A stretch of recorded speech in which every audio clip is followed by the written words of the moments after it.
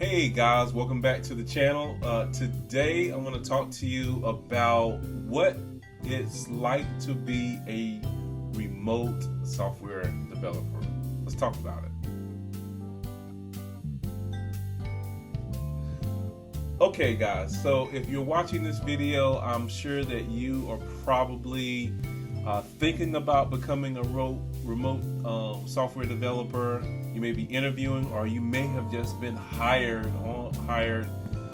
as a software developer who's going to be working remotely. And so today I'm going to talk about some different things that you need to keep in mind to be successful in your next or your new remote gig. The very first thing that you need to do is to know that you have to take it seriously. You cannot allow yourself to get distracted.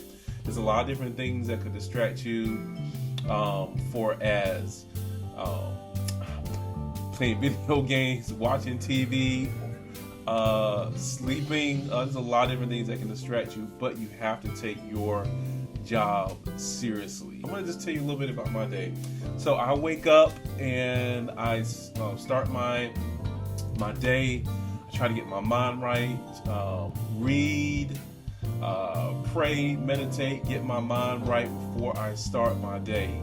Once I do that, then I go ahead and I look at what I have on my agenda. One of the key things I would always tell you to do if you're going to be successful, not just as a remote developer, but in your career, is to make sure that you take detailed notes. One of the different things that I like to do is that I have a text file on my computer that I write the date, what I worked on, to make sure I have good detailed notes. That way, if I ever encounter the issue that I'm working on again in the future, I can go back to my notes. It's going to save you a lot of time and frustration just by having those notes. And the other good thing about that too is that at the end of the day, you can go back and look at your notes, and then you can see where you left off.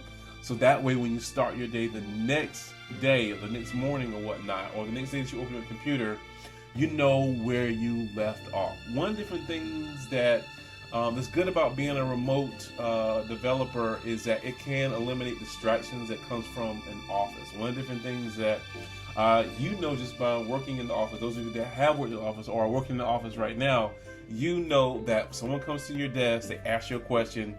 When they leave, it takes you a couple minutes to try to remember what you were working on, what your thought process was when you were working on the logic for that code and the feature you're working on, that bug, whatever it is. It takes you a little bit of time just to get your mind refocused. By having that note, or that it could be a notebook, it could be a text pad, text file on your computer where you just take these notes, it's gonna save you time. So yes, that's one thing I definitely want to encourage you to do. Next thing I would say is to make sure that your environment is conducive. One thing that you can do, like I have a standing desk, so I don't always have to sit down. Sometimes I will stand up, especially if I'm sitting for a long time. It allows me not to have my back to be so sore if I just stand up for a little bit and not just be sitting all day long. So having a good desk, doesn't have to be a standing desk, but if you get a standing desk, then I definitely encourage you. Now let's talk about chairs. Having a good quality chair is so important. Oftentimes when you work in the office, your employer, they're going to buy you a nice chair or a very decent desk chair for you to sit in. If you can, as a remote developer, I have a Herman Miller chair. I can put some links in the description area where you can go and see what type of chair that I have, but it's a really nice quality chair that's very supportive of the lumbar area, your lower back, your upper back. You can adjust it. It's a really good chair for you to have if you're going to be sitting a lot as a remote developer. So that's one thing that I would definitely say that's important, is having a really good chair. Next thing I want to say that you need to do if you want to be successful as a remote developer is make sure that you take time to form relationships with the people that you're going to be working with. Now, you're going to have people that may work in India. You have people that may work in other parts of the country. So you have different time zones. So that's something you have to keep in mind as well. Different time zones of people that you work with. But regardless of that, the one thing that I definitely know that's going to help you to be successful, not just in your remote career, but in any career, whether it's in the office or not in the office, is forming good relationships. These relationships will help you to get more things done quickly in your current position, and will also can open up doors for you to have future employment opportunities in the future. All right. So the last thing that I want to share with you as far as how to be successful in your remote position is to make sure that you make time for yourself. It can be very easy. So your home and your work can become synonymous with each other. I work here, I sleep here, I work here, and I sleep here.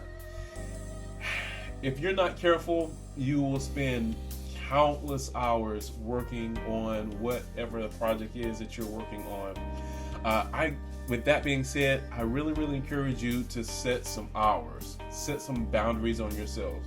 Say, I'm going to start at this time and end at this time.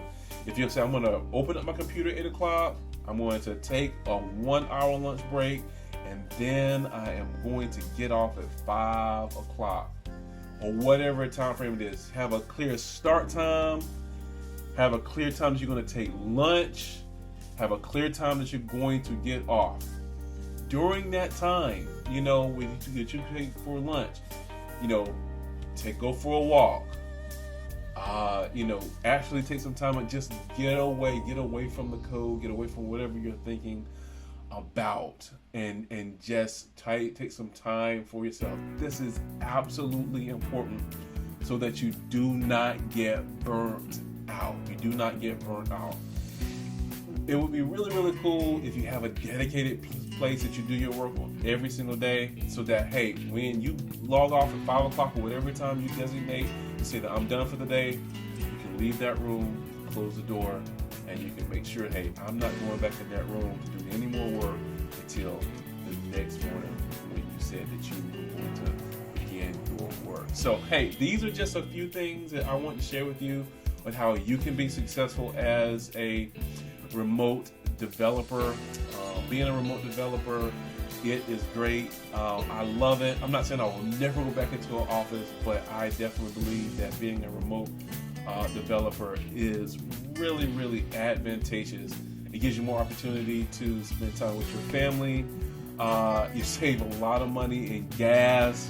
It's just really good. And so if you are going to be working as a remote developer, you want to be successful with it, and I do believe these tips will help you. If you are a remote developer and there's something that you feel like I left out, please leave a comment below, and I would love to dialogue with you. I look forward to reading your comments. Well, as always, please like, share, and subscribe, and we'll see you on our next episode.